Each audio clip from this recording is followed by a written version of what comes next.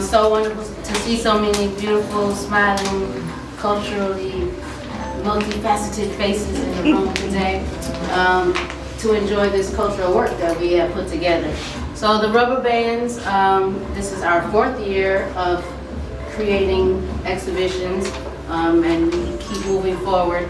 And our goal is to make sure that we highlight the art of Black women and women of color. Not only sharing their work, but giving them the space and opportunity to expand their thinking about their work, to try new things in their art practice, also to meet new people who are like-minded and expand their network. So quite often we find that, we are just really like, our synapses are, popping, okay? So this is why we also want to make sure we encourage you to enjoy our planned programs that go with this exhibition. So I'll allow Shri and Taina to introduce themselves, but a little bit about me as an individual outside of my commitment to this wonderful, rich collective. Outside of that,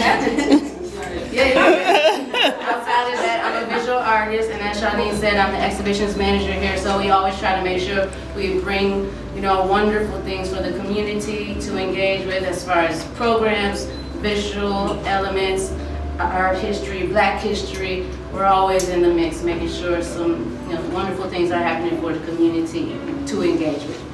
And we're here for the community in other ways as well. So, Shri, what's your name? Wait, China? Did we talk about it?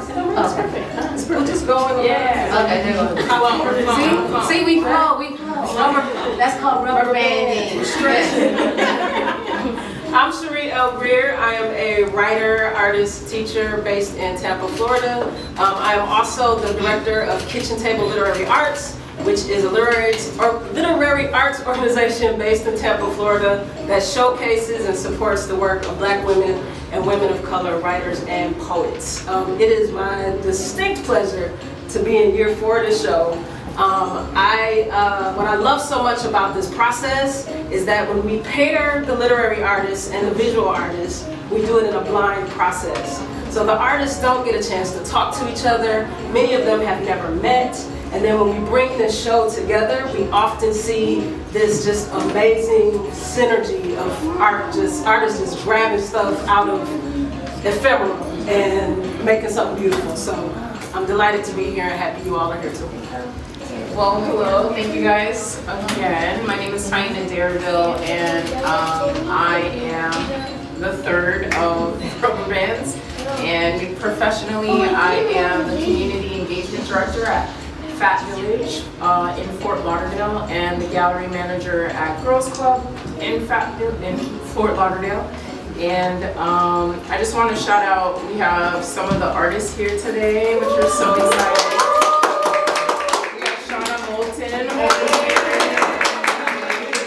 We have Tracy Ann here, she's here today. And then we have Charlissa Monroe.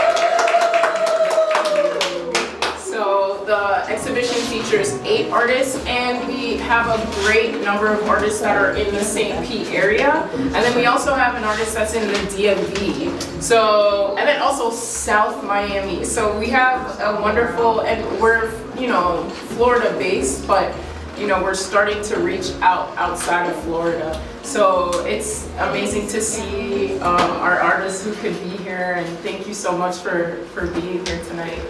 So do we want to say anything else? Do we want to just say enjoy the show? If you have any questions, the way that the show is set up is in a curatorial sense, so it's not back and forth. So we do have an exhibition checklist right over here that does let you know what pieces are corresponding to each other.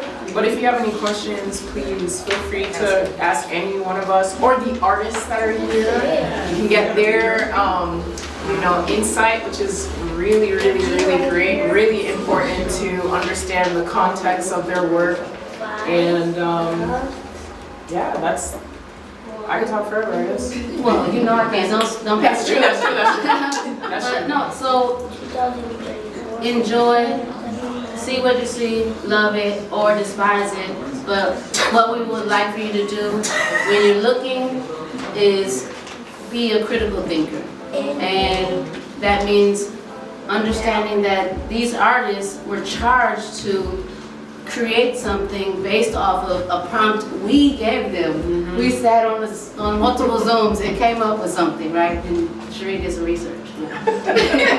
But you know, so these artists had to, and that's why the rubber bands. That's how we came up with that name. It just required multiple Zooms. But as rubber bands, we thought we really wanted to make sure that we highlight how important it is in life to stretch.